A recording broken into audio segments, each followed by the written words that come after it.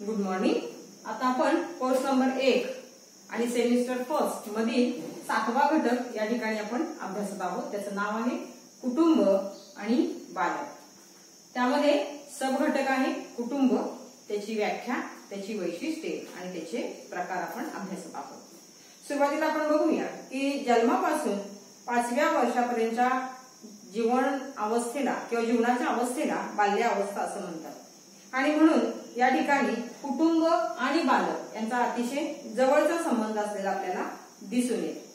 ही जी एक संस्था आहे, या संस्थेमध्ये आपल्याला वेगवेगळ्या गोष्टी या ठिकाणी मिळतात। मग त्याच्यामध्ये आपलेपणा असेल, काळजी घेणं असेल, माया, प्रेम, ममता, त्याचबरोबर सर्वांगीण विकास म्हणजे मग आपला शारीरिक विकास असेल, मानसिक विकास असेल, बौद्धिक विकास असेल, सामाजिक विकास असेल, शैक्षणिक असेल, सांस्कृतिक असेल, या प्रकारच्या सगळ्याच गोष्टींचा एक चांगला संस्कार या बालमनावरती या कुटुंबामध्ये होत असतो। आणि म्हणून बालक आणि पालक आणि हे कुटुंब यांचा अतिशय जवळचा संबंध आपल्याला इथं असलेला दिसून येतो। आणि म्हणून या ठिकाणी कुटुंबाला एक अनौपचारिक संस्था असंही या ठिकाणी म्हटलेलं आहे। आता बाल्यावस्था आणि कुटुंब म्हणजे काय, तर कुटुंब म्हणजे एक सामाजिक संस्था, व्यक्तीला आणि त्या समाजाला एकत्रित जोडणारा दुवा म्हणजे कुटुंब आहे। या ठिकाणी मॅकवर व पेज यांनी एक व्याख्या केलेली आहे। ती व्याख्या कोणती आहे, तर जेव्हा आपण एखाद्या गटाच्या सर्व वर्तन पद्धतीचा विचार करतो तेव्हा आपण संस्थेचा विचार करतो। या अर्थाने कुटुंब ही एक संस्था आहे। तिचा विचार करणं म्हणजे कुटुंबाच्या कार्यपद्धतीच्या साचांचा किंवा अटींचा विचार करणं होय। आता तुमच्या लक्षात आलं असेल की कुटुंब म्हणजे काय। आता याच्यामध्ये अजून वेगवेगळ्या तज्ञांनी वेगवेगळ्या व्याख्या या ठिकाणी केलेल्या आपल्याला दिसून येतात, तर तुम्ही त्याच्यामध्ये अजून 1-2 व्याख्या वाढवू शकता। आता जेव्हा आपण हा विचार करत असतो की कुटुंब म्हणजे एक सामाजिक संस्था आहे, त्याचबरोबर एकमेकांना जोडणारा तो दुवा आहे, एकमेकांमध्ये एक वेगळ्या प्रकारचं आत्मीयतेचं नातं त्याच्यामध्ये आपल्याला दिसून येतं। आणि अशा वेळेला या कुटुंबामध्ये राहत असताना प्रत्येक संस्था जी आहे, ही कुटुंब संस्था जी आहे, ही स्थळ आणि काळ याच्यानुसार, त्याचबरोबर परिस्थिती, वातावरण यानुसार बदललेली आपल्याला दिसून येते। त्यांच्या रचनेत सुद्धा आपल्याला बदल जाणवून येतो। आता बाल्यावस्थे संबंधीचे जे जे विकासाचे टप्पे आपण 2 नंबरच्या घटकामध्ये अभ्यासलेले आहेत, की कोणकोणते असतात, तर त्या ठिकाणी ह्या सगळ्या गोष्टी ज्या आहेत त्याचा त्या बालकाच्या मनावरती, त्या कुटुंबातल्या सगळ्याच घटकांचा काय करत असतो, हा प्रभाव पडत असतो। आणि अशा वेळेला या ठिकाणी घटक असेल, वातावरण असेल, तिथल्या व्यक्ती असतील, सदस्य घरातले असतील, सगळ्यांचाच प्रभाव एक साधक आणि बाधक दोन्ही प्रकारचा त्या बालमनावरती किंवा बाल्य अवस्थेवरती पडताना दिसून येतो। आता या ठिकाणी आपण वेगवेगळे त्याची वैशिष्ट्ये कुठली आहेत ते बघूया आपण। आता ही जी वैशिष्ट्ये आहेत ती कोणती आहेत बघा।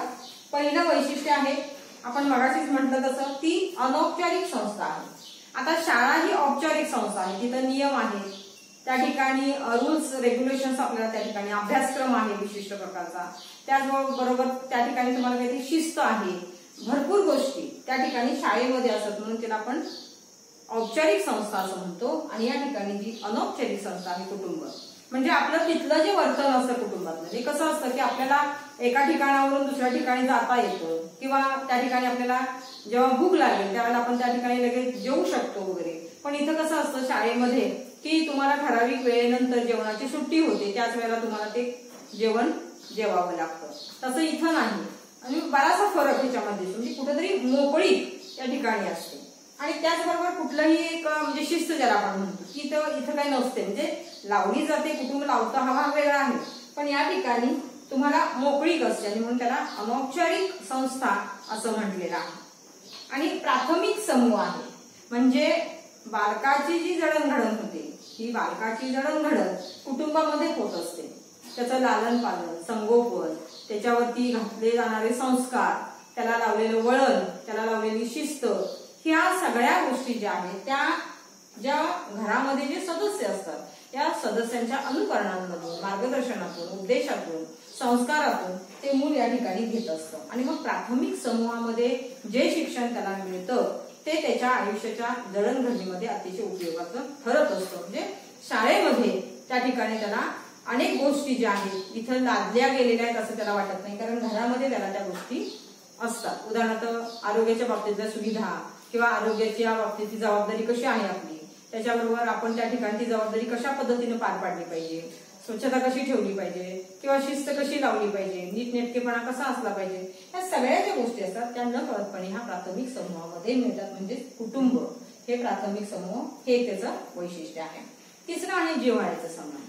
आता जिव्हाळ्याचे संबंध म्हणजे जे बालक जन्माला आल्यापासून ज्या घरामध्ये वाढतो त्या ठिकाणी त्याचे जवळचे सगळे असतात, म्हणजे रक्तातले नातेसंबंध जे असतात ते सगळ्या व्यक्ती त्याच्या जवळ असतात. म्हणजे जिव्हाळ्याचे संबंध म्हणजे जीव लावणारी सगळी ती त्या ठिकाणी एका छताखाली तुम्हाला दिसून येतात. त्याला आपण कुटुंब म्हणतो. म्हणजे त्या मुलाला रागवणं असेल, माया करणं असेल, प्रेम करणं असेल, समजावून घेणं असेल, त्याला जबाबदारी देणं असेल, शिस्त लावणं असेल, संस्कार घालणं असेल, ह्या सगळ्या ज्या गोष्टी असतील ते त्याच्या कलानं हळूवारपणे घेतल्या जातात. आणि मग हे जे जिव्हाळ्याचे संबंध जपण्याचं काम आपल्याकडे कोण करतं, तर घरामध्ये जे मोठे असतात सगळे, उदाहरणार्थ आजी आजोबा असतील किंवा आई वडील असतील किंवा चुलता चुलती असेल, ह्या सगळ्या गोष्टींकडून काय करतो आपण, ह्या सगळ्या सदस्यांकडून ह्या सगळ्या गोष्टी त्याच्याकडे येतात. आणि मग कुठंतरी मला या ठिकाणी सुरक्षित वाटतं. आणि मग सुरक्षित वाटल्यानंतर कुठेतरी मला संरक्षण या ठिकाणी आहे, मला जपलं जाते, म्हणजे मी कुणीतरी या ठिकाणी मेन आहे असं त्याला वाटतं. आणि मग या ठिकाणी कुठेतरी त्याला सुरक्षित आहे म्हटलं की तो समाधानी असतो आणि प्रत्येक गोष्ट ही मनापासून करतो. एक प्रकारचा जिव्हाळा त्या ठिकाणी तयार होतो. तर जिव्हाळा केव्हा तयार होतो की एखादी गोष्ट त्या समजा बालकाला काही लागलं तर त्याची लगेच कळ त्याच्या आईच्या डोळ्यात पटकन पाणी येतं, आजी आजोबा लगेच धस्तावतात किंवा सगळे घर त्याच्या पाठीमागं लागतं. जिव्हाळा असतो.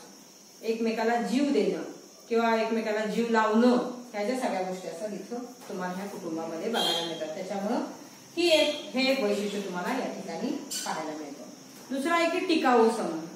भारतामध्ये जी संस्कृती आहे ती या ठिकाणी प्रत्येक जणांनी उचलण्याचा प्रयत्न केला, नेण्याचा प्रयत्न केला, अंगीकारण्याचा प्रयत्न केला, कारण याला प्राचीन संस्कृतीच अशी लाभलेली की जे संस्कार आहेत मग त्याच्यामध्ये वेगवेगळी मूल्य असतील, नीतिमत्ता असेल किंवा शिस्त असेल, त्याचबरोबर मोठ्यांचा आदर करणं असेल, एकमेकांशी स्नेहभावानं वागणं असेल, या सगळ्या ज्या गोष्टी असतात तुम्हाला या समूहामध्ये बघायला मिळतात. आणि हा टिकाऊ समूह आहे. अनेक पिढ्या म्हणजे 3 तरी पिढ्या पकडा तुम्ही यामध्ये, काही वेळा याच्यापेक्षा सुद्धा जास्त पिढ्या एकत्रित तुम्हाला असलेल्या दिसून येतात. म्हणजे इथे जिव्हाळ्याचे संबंध असतातच, त्याच्याबरोबर हा टिकाऊ समूह आहे तो या ठिकाणी काय करायला मिळतो, आपल्याला बघायला मिळतो तो कुटुंबामध्ये. म्हणजे आजी आजोबा, त्याच्यानंतर आई वडील, त्यांची मुलं, परत त्यांची लग्न जर झाली तर त्यांची मुलं, अशी भरपूर मोठी कुटुंब आपल्याला या ठिकाणी बघायला मिळतात, ज्याला आपण टिकाऊ समूह म्हणतो. याच्यामध्ये आपल्याला कुठेतरी आनंदायी वातावरण या ठिकाणी मिळतं. कुठेतरी हेवेदावे होतात असं काही नाहीये, पण तरीही त्या ठिकाणी टिकवून ठेवण्याचं काम जी मोठी वडीलधारी माणसं असतात ती या कुटुंबामध्ये करण्याचं काम त्या ठिकाणी करत असतात. कुठेतरी त्याला बांधून ठेवण्याचं काम करत असतात, पण त्या ठिकाणी कोणाला न दुखावता ह्या सगळ्या गोष्टी इथं केल्या जातात. त्याचबरोबर म्हणून याला काय म्हटलेलं आहे, टिकाऊ समूह.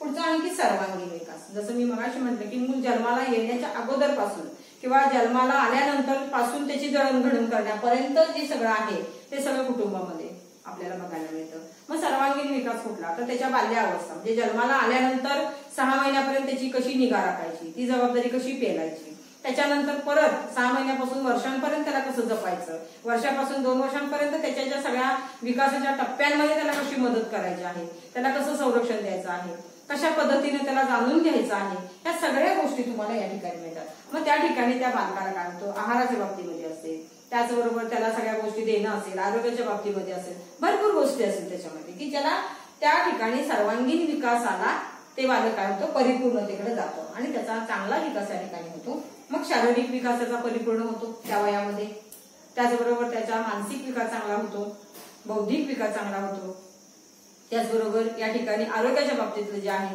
तोही चांगला विकासाचा होतो. भरपूर गोष्टी ज्या आहेत त्या सगळ्या तुम्हाला गवसणी घालण्याचं काम कुटुंब करतं. आणि त्याचबरोबर अजून एक तुम्हाला सांगता येईल की सुसंस्कार करणारी संस्था असं या ठिकाणी म्हटलेलं आहे. कुठल्याही कुटुंबामध्ये तुम्ही जावा, कोणतीही आई असेल किंवा वडील असतील, कुठल्याही मुलाला आपल्या वाईट कधीच शिकवत नाही. कारण ती संस्थाच अशी आहे की सुरक्षितता तिच्याकडे आहे, नाविन्यता तिच्याकडे आहे, प्रेरणा देण्याचं काम ती करते, शक्ती देण्याचं काम ती करते. आणि अशा वेळेला चांगलं चांगलं जेवढं असेल तेवढं माझ्या बालकाला मिळावं ही त्या कुटुंबाची एक साधी इच्छा असते. आणि अशा वेळेला त्या ठिकाणी सुसंस्कार करण्यासाठी किंवा ते घालण्यासाठी अहोरात्र त्या कुटुंबातले सगळे सदस्य धडपडत असतात की ह्या लहान मुलाचं व्यवस्थितपणानं संगोपन व्हावं, त्याची वाढ विकास चांगली व्हावी, त्याला आहार चांगला मिळावा, त्याला आरोग्याच्या बाबतीमध्ये सगळ्या सुविधा उपलब्ध करून द्याव्यात. भरपूर गोष्टी असतील की तो तिथं समाधानी राहील, हसरं खेळतं व्यक्तिमत्व त्याचं त्या ठिकाणी राहील.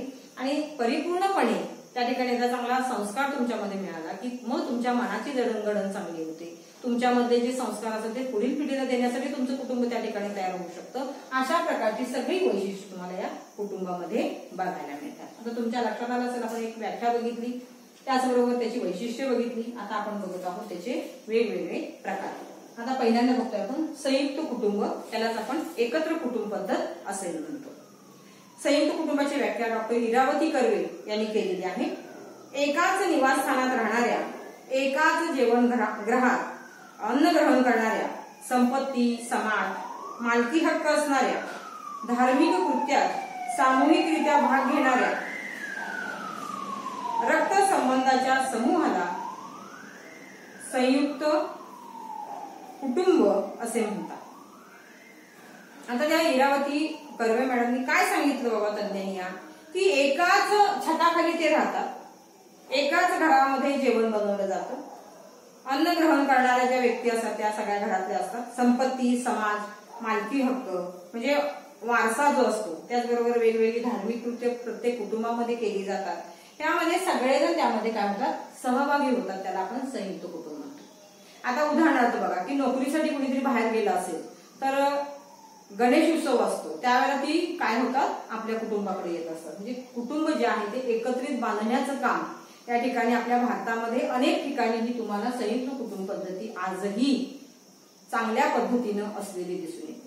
आता इथं काय होतं की मुलांना या ठिकाणी आजी आजोबांचं प्रेम मिळतं, माया मिळते, संस्कार मिळतात. एकाच छताखाली अनेक चांगल्या प्रकारचे संस्कार देण्याचं काम या ठिकाणी सगळे सदस्य करत असतात. आणि या ठिकाणी बारीक लक्ष त्या ठिकाणी बालकावरती ठेवलं जातं. त्यामुळे संयुक्त कुटुंब हे अतिशय महत्वाचं कुटुंब मानलेलं आहे. काही अडीअडचणी असणार आहेत, काही त्या ठिकाणी वेगळे परिणामही बालकांवरती होणार आहेत, हा भाग येणारच आहे. तरी सुद्धा जास्तीत जास्त एकत्रित बांधून ठेवण्याचं काम ही एकत्रित कुटुंब पद्धत करत असते. आता त्याचं वैशिष्ट्य काय आहे बघा. पहिल्यांदा की याच्यामधलं पहिलं वैशिष्ट्य म्हणजे या कुटुंबाचा आकार फार मोठा असतो. मगाशी जसं म्हटलं, एक पिढी, 2 पिढी आणि 3 पिढी एकत्र राहतात. अशा कुटुंबांवरती या ठिकाणी संशोधन करण्यासाठी बाहेरची लोक येतात आणि संशोधन करतात की त्यांना आश्चर्य वाटतं की इतके सगळे जण एकत्रित राहतात कसे. म्हणजे एकमेकांना सांभाळून घेणं, एकमेकांना जपणं, ह्या सगळ्या भूमिका या ठिकाणी प्रत्येकालाच या ठिकाणी कराव्या लागतात. आणि अशा वेळेला त्या ठिकाणी माझं कुटुंब हस्तखेळत राहावं याच्यासाठी सगळेजण प्रयत्न करत असतात. यामध्ये मोठा या आकार असतो. मग याच्यामध्ये तुम्ही परत याच्यामध्ये लिहू शकता आजी आजोबा असतील, आई वडील असतील, त्यांची मुलं, परत त्यांची मुलं आणि काही वेळेला परत त्यांची मुलं, इतकी या ठिकाणी तुम्हाला बघायला मिळतात. म्हणजे काही ठिकाणी 50, 70, 100 अशा प्रकारची कुटुंब आहेत. काही वेळेला आपण पेपरमध्ये पण वाचले असेल, काही वेळेला तुम्हाला टीव्हीवरती बघायला मिळेल, काही वेळेला मोबाईलमध्ये तुम्हाला सुद्धा आता सर्च केलं तर बघायला मिळेल की अशी कुटुंब कितीतरी आहेत की ज्या ठिकाणी एकत्रित राहिलेले आहेत. म्हणजे कुटुंबाचा आकार अतिशय मोठा असतो. त्या ठिकाणी सामायिक संपत्ती असते. म्हणजे वडिलांनी आजी आजोबांनी मिळवलेलं असेल ते वडिलांकडे येतं, वडिलांकडून परत त्यांच्या मुलांकडे येतं, परत त्यांच्या मुलांकडे येतो. हा जो संपत्तीचा भाग आहे तो त्या कुटुंबाला काय केला जातो, एकसारखा वितरित केला जातो. आता दुसरा मुद्दा आपण बघतोय सामायिक संपत्ती. समान हक्क या ठिकाणी प्रत्येकाला कुटुंबातल्या सदस्याला या ठिकाणी मिळतो. त्या संपत्तीवर प्रत्येकाचा अधिकार असतो आणि ती संपत्ती पुन्हा पुढं वाटलेली आपल्याला दिसून येते. पण याही ठिकाणी काही वेळेला संपत्ती वाटत असताना जर वडिलांनी किंवा त्यांच्या वडिलांनी ती व्यवस्थित त्या एकूण तुमच्या ज्या संपत्तीचं विभाजन जर चांगल्या पद्धतीने केलं असेल तर कलह होत नाही. व्यवस्थितपणानं या ठिकाणी काय केलं जातं, ती विभागली जाते. दुसरं आहे या ठिकाणी निवासस्थान. अतिशय सुरक्षित असं हे निवासस्थान असतं. प्रत्येकाचं बारकाईने लक्ष त्या मुलांवरती असतं. ते अभ्यास करतायत का, ते खेळतायत का, त्या ठिकाणी काही भांडण करतायत का, त्या ठिकाणी काही त्यांना बाबा जेवलेत का, खाल्लेत का, कोणी आजारी असेल तर, म्हणजे प्रत्येक ठिकाणी त्याची काळजी घेणारी सगळी या ठिकाणी तुम्हाला मंडळी एकाच छताखाली दिसून येतात आणि अतिशय चांगल्या पद्धतीने खेळीमेळीचं वातावरण तुम्हाला या ठिकाणी दिसून येतं। आता या ठिकाणी आपण जसं बघितलं की वैशिष्ट्य बघितलं तसं या ठिकाणी काही चांगले परिणाम आहेतच, पण या ठिकाणी थोडेसे प्रतिकूल सुद्धा काही परिणाम या ठिकाणी दिसून येतात। आळशी लोकांची प्रचंड प्रमाणामध्ये वाढ होते, काम चुकारपणा या ठिकाणी केला जातो। प्रत्येक ठिकाणी काय करायचं की कुठेतरी हात लावल्यासारखं करायचं आणि बाजूला सरकायचं। बरेच जण तुमच्यामध्ये सुद्धा त्या ठिकाणी जर असेल की बाबा चला कुठलं तरी काम आहे, एक केलं झालं, काम संपलं आपलं, किंवा काही कामच करायचं नाही, तर आळशी लोक जी असतात ती काय करतात या ठिकाणी जी संख्या आहे ती वाढलेली दिसून येते। दुसरं आहे की कुटुंब प्रमुख जो असतो त्याची अधिकाराची वृत्ती तुम्हाला दिसून येते, म्हणजे त्यांचंच सगळं ऐकलं पाहिजे, त्यांच्याच नियमाने वागलं पाहिजे, त्यांच्याच प्रकारच्या सगळ्या गोष्टींची अंमलबजावणी प्रत्येक सदस्याने केली पाहिजे। मग या ठिकाणी एक कोणीतरी कुटुंब प्रमुख असतो आणि त्या कुटुंब प्रमुखाचं प्रत्येक जण त्या ठिकाणी काय करत असतं, ऐकत असतं, म्हणजे सगळ्याच गोष्टी देणं घेणं ठेवणं सगळे जे असतात रीतिरिवाज असतील ते सगळे या ठिकाणी कुटुंब प्रमुख करत असतात। हा थोडासा अधिकार कोणाला तरी रुजतो, कोणाला तरी रुजत नाही आणि अशा वेळेला सुद्धा एक वेगळा परिणाम सुद्धा या संयुक्त कुटुंबावरती आपल्याला झालेला दिसून येतो। आता या ठिकाणी संयुक्त कुटुंब पद्धतीमध्ये दोन बाबी दिसतात। काही ठिकाणी संयुक्त कुटुंबामध्ये तुम्हाला स्त्रियांना चांगल्या पद्धतीची वागणूक दिली जाते, समान पातळीवर त्यांना या ठिकाणी कुठे ना कुठेतरी लक्षात घेतलं जातं, ठेवलं जातं, त्यांना त्या सगळ्या जबाबदाऱ्या दिल्या जातात। एक सदस्य म्हणून त्यांना जे काही द्यायचं आहे ते कुटुंब देतं। कारण काही ठिकाणी तुम्हाला बघायला मिळेल की तिथं दुय्यम स्थान दिसतं, म्हणजे समान पातळीवरती स्त्रियांना स्थान देण्यापेक्षा दुय्यम स्थान, म्हणजे तिनं काय करायचं की दिवसभरात फक्त जेवण घरामध्ये थांबायचं, काय असेल ते सगळ्यांची कामं करत राहायचं, तिचं जे अस्तित्व असतं ते अस्तित्व थोडंसं कुठं ना कुठंतरी बाजूला गेलेलं दिसून येतं। तिच्याकडे तिला काहीतरी हवं असेल, तिला काहीतरी आजारी असेल, अशा वेळेला कोणीतरी विचारपूस करावी वगैरे, तर तिथं त्या ठिकाणी तिला कुठल्याही गोष्टीमध्ये ग्राह्य धरलं जात नाही, तर काही वेळेला त्या ठिकाणी तिला दुय्यम स्थान सुद्धा आपल्याला दिसून येतं।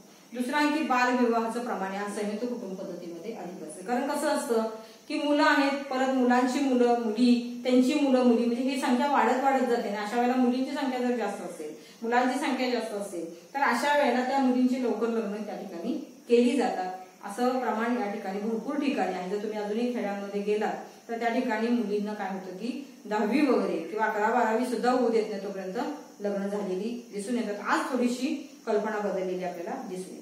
अनिष्ट रूढी, या ठिकाणी भरपूर अनिष्ट रूढी काय आहेत की 6च्या आत मुलींनी घरात यायचं किंवा 7च्या आत मुलींनी घरात यायचं, मुलींनी फार मोठ्यांदा हसायचं नाही, आवाज करायचा नाही, किंवा जी काही कामं आहे ती शांततेने करायची, किंवा अजून वेगवेगळ्या परंपरा आपल्याकडे ज्या घरामध्ये तुम्ही राहता त्या घरातले जे काही असतील त्या सगळ्या प्रथा, रूढी, परंपरा या सगळ्या तुम्ही या ठिकाणी काय केल्या पाहिजेत, जबाबदारीने पेलल्या पाहिजेत। तर अशा काही अनिष्ट रूढी पण असतात, तर या अनिष्ट रूढी सुद्धा तुम्हाला या ठिकाणी बघायला मिळतात। तो एक चांगला परिणाम या ठिकाणी होत नाही।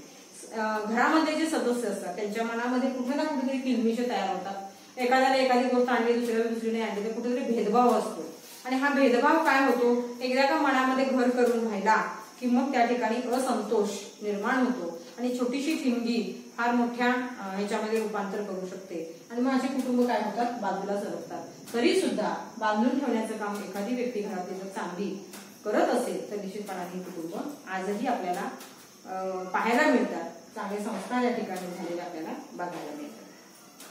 पुढचा मुद्दा आहे त्याच्या उलटची परिस्थितीच्या प्रकारामध्ये बघायला मिळते, तो आहे विभक्त कुटुंब पद्धती। हम दो हमारे दो किंवा हम दो हमारा एक। आजच्या लोकसंख्येच्या दृष्टिकोनातून आपण हे पण एक नवीन विधान या ठिकाणी म्हणू शकतो।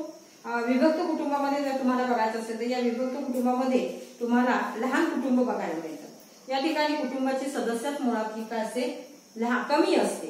आता काय होतं, काही वेळेला ही जी आहे ती समाजाची रचना बदलली, त्यावेळेला कुठेतरी नोकरीसाठी ती गेली आणि तिथं स्थायिक झाली, तर तिथं तुम्हाला हा विभक्त कुटुंबाचा प्रकार बघायला मिळतो। या ठिकाणी मुलांची जी संख्या आहे ती हेतुपूर्वक कमी ठेवली जाते, 1 किंवा 2।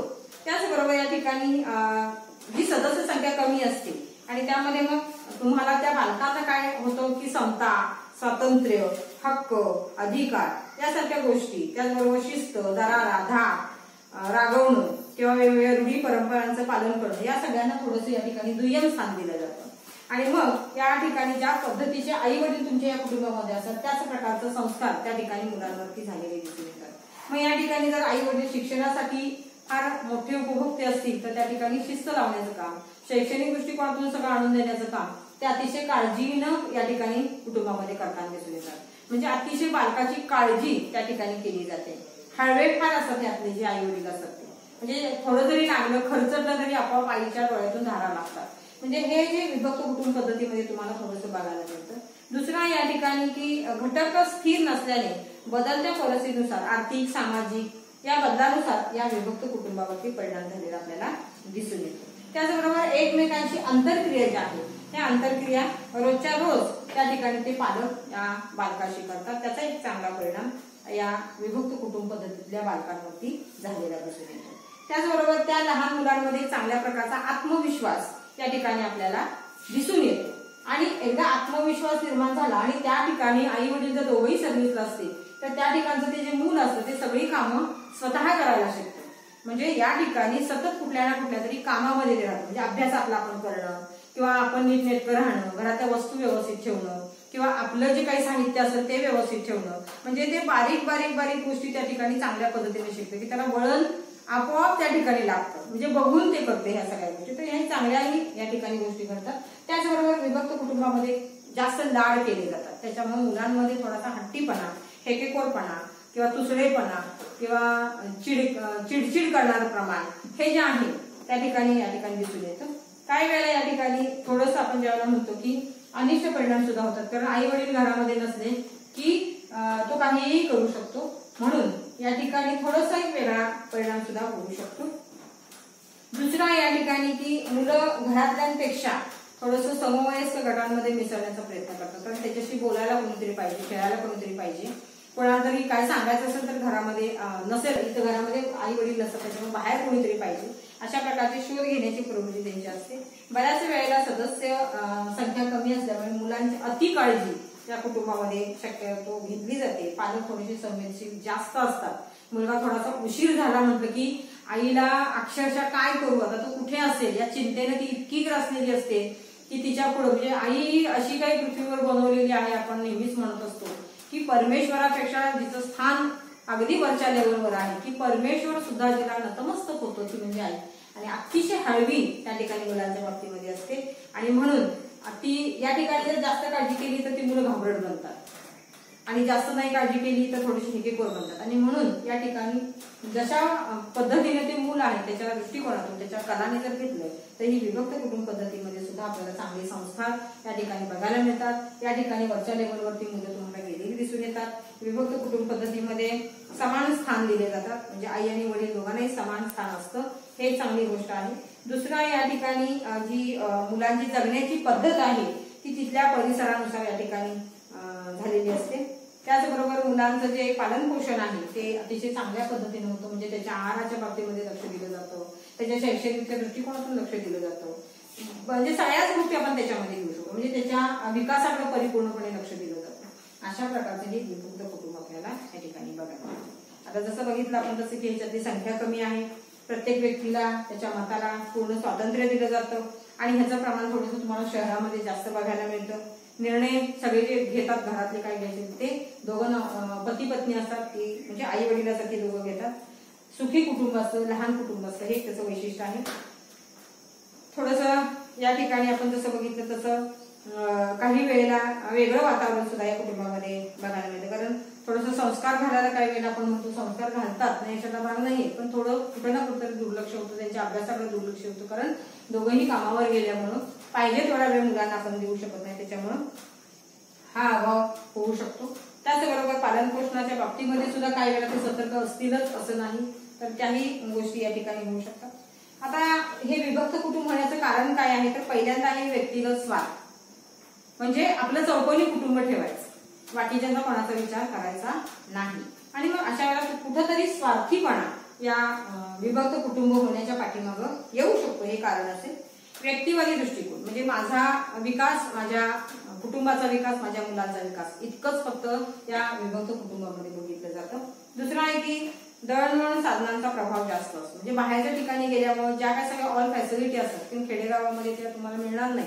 अशा वेळेला त्या सगळ्या दळणवळणाच्या साधनांचा जो वापर केला जातो त्याचा प्रभाव अधिक त्या ठिकाणी पडतो. हे तुम्हाला विभक्त कुटुंबामध्ये बघायला मिळतो. आधुनिकीकरणाचा जास्त प्रभाव विभक्त कुटुंबामध्ये तुम्हाला बघायला मिळतो. म्हणजे प्रत्येक ठिकाणी आधुनिकीकरण असेल, मग प्रत्येक आहाराच्या बाबतीमध्ये असेल किंवा हॉटेलमध्ये जाणं असेल किंवा बाहेर फिरणं असेल, ह्या सगळ्या ज्या गोष्टी असतात त्या तुम्हाला विभक्त कुटुंबामध्ये थोड्याशा जास्त बघायला मिळतात. म्हणून विभक्त कुटुंब पद्धती या ठिकाणी कारणीभूत आहे. या सगळ्या गोष्टीला वाढती लोकसंख्या, व्यक्तिगत दोष असतात, घरामध्ये थोडीशी जर कुठेतरी कलह घडली किंवा एखाद्याला दुजापणाची वागणूक घरामध्ये दिली जाते. म्हणजे ती स्त्री कामावरून येते, कामावरून आल्यानंतर तिला चहा कोणी विचारणार नाही की तुम्ही सकाळपासून काम करून आलेला आहात. त्यांना काय वाटतं की तिथं जाऊन त्या बसतायत, असं नाही. तर त्या ठिकाणी त्या काम करून आलेल्या असतात, दमून भागून आलेले, एक चहाचा कप जर कुणी आणून दिला तरी समाधान वाटतं. पण या ठिकाणी तेही होत नाही. अशा वेळेला थोडेसे दोष आपल्याला या ठिकाणी दिसतात. दुसरी आणि या ठिकाणी मर्यादा आहेत. संपत्तीची विभागणी या ठिकाणी व्यवस्थितरित्या झाली, म्हणजे संयुक्त कुटुंबातून इथं आपापली वाटणी घ्यायची आणि बाजूला व्हायचं. तर याही गोष्टी त्या ठिकाणी होतात. संपत्तीचं विभाजन या ठिकाणी केलं जातं. प्रेम आणि जिव्हाळा राहत नाही, कारण इथे कुठेतरी वाद करून आपण बाजूला झालेला असतो. त्याच्यामुळे आपल्या कुटुंबाकडे आपण परतून जात नाही. तर थोडासा प्रेम आणि जिव्हाळा याचा अभाव असतो. सहकार्याच्या भावनेचा अभाव असतो. एकमेकांना मदत करायची, एकमेकांना अडचणीच्या वेळेला उभं राहायचं. त्याच्या डोळ्यातले अश्रू जरी आपल्याला पुसता आले तरी भरपूर होतं. पण अशा वेळेला कुठेतरी वाद झालेले असतात म्हणून या सगळ्या गोष्टी आपण बाजूला ठेवतो. तर तसं नाही. तर ह्याच्यामध्ये भावनिकता ही कायम राहिली पाहिजे, कारण रक्ताचे संबंध असतात, हे नाते संबंध असतात. आणि अशा वेळेला सुद्धा आपल्याला सहकार्याच्या भावनेचा थोडासा अभाव या विभक्त कुटुंब पद्धतीमध्ये बघायला मिळतो. स्वार्थी वृत्ती जास्त असते, कारण स्वार्थी कुटुंब आपण मगाशीच म्हटलेलं आहे की याच्यामध्ये दिसून येतं. योग्य संस्काराची गॅरंटी असेलच असं नाही, योग्य संस्कार देतीलच असं नाही.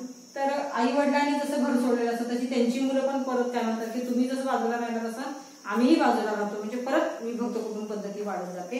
अशाही गोष्टी या ठिकाणी होतात. अनुभवी व्यक्तींचं मार्गदर्शन असतं, त्याचा अभाव या ठिकाणी आढळतो. कारण घरामध्ये वडीलधारी माणसं कमी असतात आणि वडीलधारी माणसं कमी असले की त्यांच्यावरती त्या बालमनावर होणारे संस्कार ते कमी राहतात, की आचार विचार संस्कार ह्या सगळ्या ज्या गोष्टी असतात त्या कमी दिसून येतात. आणि म्हणून सुद्धा त्या ठिकाणी होतात. दुसरी गोष्ट आहे की एक मुलगा किंवा दोन मुलं असतात तर अति लाड ते सुद्धा आपल्याला काय म्हणतात काही वेळेला वाईट परिस्थितीकडे नेण्याचं काम करतात. म्हणजे काही वेळेला पाल्य जो असतो तो पालकांना दुःख देतो आणि अशा वेळेला कधीही मुलाने आपल्या आई वडिलांना कधी दुःख द्यायचं नाही, त्यांच्या डोळ्यामध्ये कधीही अश्रू आणायचे नाही. पण काय होतं की अति लाडामुळं आणि बाहेरच्या परिसरामध्ये जास्त वावरल्यामुळं ते पण मूल काय करतं की तशा पद्धतीनं वागू शकतं. आणि अशा वेळेला एकदा का ते मूल वागायला लागलं की ते परत आटोक्यात आणणं त्या आई वडिलांना अशक्य असतं. अशा प्रकारचे जरी दोष असले तरी बऱ्याचशा चांगल्या बाबी तुम्हाला विभक्त कुटुंब पद्धतीमध्ये सुद्धा दिसून येतात, बघायला मिळतात. पुढचं आहे आधुनिक कुटुंब पद्धती. आता या आधुनिक कुटुंब म्हणजे काय, तर काळाच्या ओघामध्ये काय झालेलं आहे की प्रत्येक जण आपला व्यवसाय करण्यासाठी नोकरी करण्यासाठी बाहेर पडत आहे आणि अशा वेळेला आपलं कुटुंब आणि आपण अशा पद्धतीने ते राहत आहेत. म्हणजे आपण त्याला काय म्हणतो आधुनिक कुटुंब व्यवस्था. ही आधुनिक कुटुंब व्यवस्था काही ठिकाणी थोडीशी समस्या मांडलेली आहे तर काही ठिकाणी चांगली मांडलेली आहे. म्हणजे यालाही दोन बाजू या ठिकाणी आपल्याला दिसून येतात. काही वेळेला काय होतं की आई वडिलांचं मुलांशी पटत नाही, अशा वेळेला ते कुटुंब अस्तित्वात येतं, त्याला आधुनिक कुटुंब असं म्हटलेलं आहे. दुसरं आहे की मागाशी म्हणतात तसं की कुठेतरी संपत्तीवरून वाद होतात आणि म्हणून ते कुटुंब या ठिकाणी उदयाला येत असतं. त्याचबरोबर वडीलधाऱ्या माणसांचं या ठिकाणी ऐकलं जात नाही आणि म्हणूनही कुटुंब या ठिकाणी आपल्याला अस्तित्वात आलेली दिसून येतात. या ठिकाणी काय होतं की कुठं ना कुठंतरी दुसऱ्या एखाद्या ज्या ठिकाणी तुम्ही राहता तिथला सगळा प्रभाव या मुलांवरती किंवा तिथल्या पालकांवरती येतो आणि मग त्याचंच अनुकरण करावं असं त्यांना वाटतं. आणि काय होतं त्याच्यामध्ये आधुनिक विचार त्या प्रणालीचा त्या ठिकाणी आपण उपयोग केला पाहिजे ही धडपड. त्याचबरोबर दळणवळणाच्या चांगल्या सोयी सुविधा त्या ठिकाणी असतात म्हणून असेल, मनोरंजनाची साधनं भरपूर असतात. त्याबरोबर या ठिकाणी वेगवेगळ्या प्रकारचे थोडेसे दुष्परिणाम सुद्धा या आधुनिक कुटुंबाला भोगावे लागतात. त्याचबरोबर या ठिकाणी मग जे वाढलेले आहे ते कशामुळे वाढलं बघा, आधुनिक कुटुंब आहे तर आई वडील इथेही कामाला जातात पण मूल आपल्या त्या ठिकाणी काय करतात की पाळणा घरामध्ये ठेवणं वगैरे. त्याच्यानंतर ते मूल कुठेतरी शाळेत जायला लागलं की मग तोपर्यंत त्याच्यावर जे संस्कार घालायचे त्याला वेळ झालेला असतो. आधुनिक कुटुंबामध्ये पण त्याच प्रकारे आपल्याला बघायला मिळतात की अनाथालय आहे, पाळणाघर आहे, अपंगालय आहे. त्या ठिकाणी अनेक संस्था ज्या आहेत त्या उदयाला आल्या. म्हणजे पूर्वी कुठलीही संस्था अशी नव्हती, कारण त्या घरामध्ये आजी आजोबाच असायचे आणि त्याच्यामुळं आणि स्त्रिया घरामध्ये असायच्या आणि त्याच्यामुळे त्या मुलांना बाहेर पाठवणं ही संस्था म्हणजे ही नव्हतंच, ही संकल्पनाच नव्हती मुळात. पण आज काय झालेलं आहे की तिथं जाणवायला लागलेलं आहे आपल्याला, ह्या संस्था उभ्या राहिलेल्या आहेत. आणि अशा वेळेला सुद्धा त्या ठिकाणी ती मुलं सुद्धा बघा, म्हणजे ज्या ठिकाणी पाळण्याघरामध्ये ठेवली जातात, काही काही ठिकाणी त्यांना थोडेसे ऐकत नाहीत म्हणजे चटके देणं, त्या ठिकाणी त्याला मारणं, त्याला वेळेवर खायला न देणं, त्याला तो रडला तर परत त्याला मारणं, आणि त्या गोष्टी त्यांनी आईला सांगू नयेत म्हणून त्याला दबाव आणणं, अशाही गोष्टी त्या ठिकाणी म्हणजे बालमनावरती अतिशय विघातक परिणाम करणाऱ्या सुद्धा चांगल्या पण आहेत. पाळण्याघरं चांगली नाही आहेत अशातला भाग नाही, तर तिथेही अगदी बारकाईने लक्ष देणाऱ्या सुद्धा त्या ठिकाणी महिला तुम्हाला दिसून येतात, कुटुंब दिसून येतात. पण या ठिकाणी कुठे ना कुठेतरी ह्या गोष्टी आपल्याला आधुनिक कुटुंबामध्ये दिसून येतात. त्यामुळे व्यक्तिगत मतभेद असल्यामुळे कुटुंबापासून ते वेगळ्या पद्धतीनं राहत असतात. आणि अशा वेळेला त्यांची जी प्रवृत्ती असते ती थोडीशी चिडचिड झालेली असते, संतापेपणा वाढतो, संकुचितपणा वाढतो, स्वार्थीपणा वाढतो. आणि अशा वेळेला कुठेतरी मला भावनिकतेच्या दृष्टिकोनातून मला कुणीही या ठिकाणी बघत नाही, माझ्याकडे लक्ष देत नाही, ही कुठेतरी एक चिंता त्या मुलाच्या मनामध्ये या कुटुंबामध्ये असलेली दिसून येते. त्याचबरोबर आता पुढची आपण बघतोय पितृसत्ता कुटुंब पद्धत. म्हणजे आता तुम्हाला माहिती आहे, आपण मागच्या तासाला पण एक बघितलेलं आहे की पितृसत्ता म्हणजे ज्या कुटुंबाचा सर्व अधिकार जो मेन कर्ता पुरुष आहे त्याच्या हातात असते ते कुटुंब, त्याला आपण पितृसत्ता कुटुंब म्हणतो, जे आपल्याकडे आज सगळीकडे चालू आहे. म्हणजे जो वंश आहे हा वंश वडिलांच्या नावाने चालवला जातो आणि सगळे अधिकार हे वडिलांकडे असतात, त्याला आपण पितृसत्ता कुटुंब पद्धत असं या ठिकाणी म्हणतो. या ठिकाणी या कुटुंबामध्ये वडिलांना अतिशय महत्व असतं, त्यांचे अधिकार, त्यांचे निर्णय, त्यांच्या सगळ्या गोष्टी ज्या आहेत म्हणजे नियम, ह्या सगळ्यांचं पालन घरातल्या सगळ्यांनी केलं पाहिजे, ही एक त्यांची इच्छा असते आणि त्याच पद्धतीनं त्या प्रत्येकाला वागावं लागतं. दुसरा या ठिकाणी की मुलींकडे बघण्याचा थोडासा दृष्टिकोन या ठिकाणी वेगळा असतो. मुलीला थोडंसं गौण या ठिकाणी लेखलं जातं किंवा दुय्यम स्थान या ठिकाणी स्त्रियांना दिलं जातं. काही कुटुंबांमध्ये आहे, काही कुटुंबांमध्ये अशा काही गोष्टी आपल्याला दिसून येत नाही.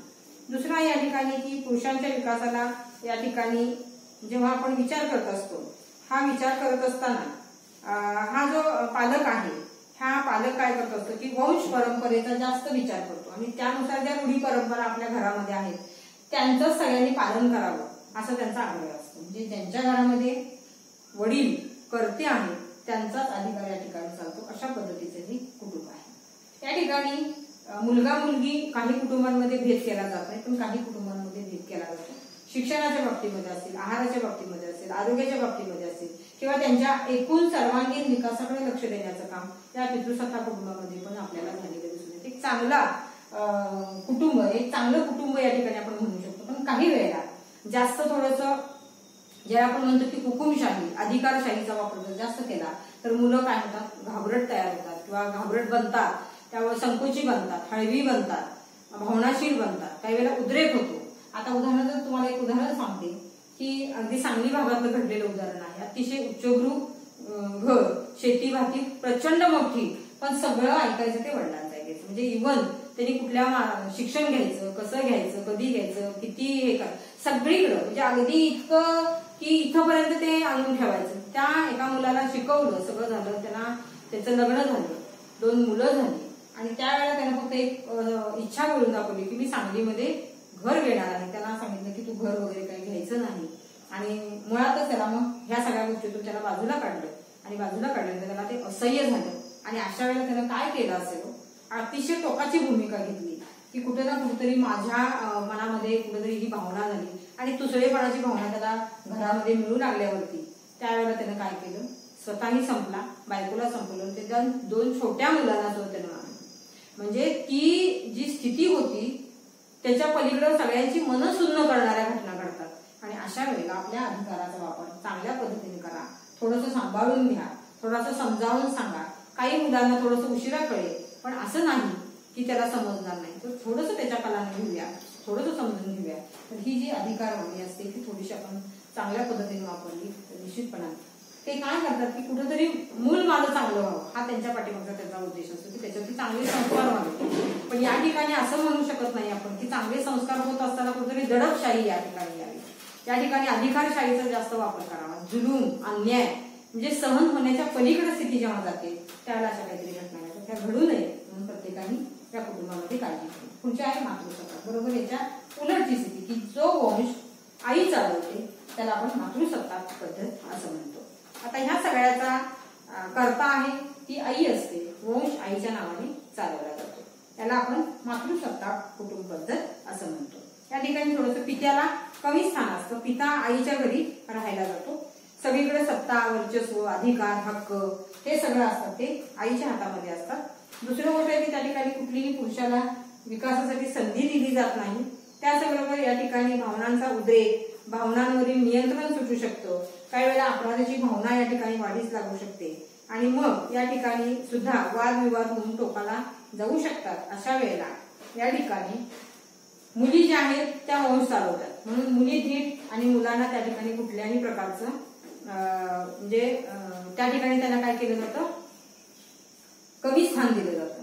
आणि अशा वेळेला तो जो मुलगा दुसऱ्याच्या घरातून तिथं आलेला असतो त्याला जर थोडंसं या ठिकाणी अशा पद्धतीचं वातावरण जर आलं तर तोही त्या ठिकाणी खचतो. तर असं न करता या ठिकाणी काय करा तुम्ही की त्याही पद्धतीने दोघांनाही समान पातळीवर द्या, मुलगा असू दे तर मुलगी असू दे, पण त्याही ठिकाणी तुम्ही समान. अनेक कायदे आपल्याकडे झालेले आहेत की मुलींना या पितृसत्ताक कुटुंबामध्ये कुठेही संपत्तीचा वाटा नव्हता, पण आज मुलींच्या सहीशिवाय आपण काही करू शकत नाही. तो एक चांगला अधिकार या ठिकाणी दिला, पण काही कुटुंबांमध्ये आजही दुर्लक्ष केलं जातं. मातृसत्ताक कुटुंबांमध्ये तर वंश परंपरेने त्या गोष्टी येतात आणि म्हणून काही गोष्टी या ठिकाणी दबलेल्या असतात. तर तसं न करता एक थोडंसं मोकळं वातावरण जर ठेवलं तर ते सुद्धा एक चांगलं कुटुंब म्हणून आपल्याला बघता येईल. त्याचबरोबर या ठिकाणी प्रमुख जे आहे ते आपण आई असते, पण आई निर्णय घेताना ही सगळ्यांचा विचार करून घेते, लक्षात घ्यायची, रागावे परत ती माया करते, सगळ्यांच्यावर असं बघा लक्षात घ्या. आणि म्हणून या ठिकाणी कुठलेही कुटुंब असेल तर त्या ठिकाणी साधक बाधक परिणाम होत राहणार. इथं आहे एक पालक कुटुंब. एक पालक कुटुंब म्हणजे काय, केवळ आई किंवा वडील.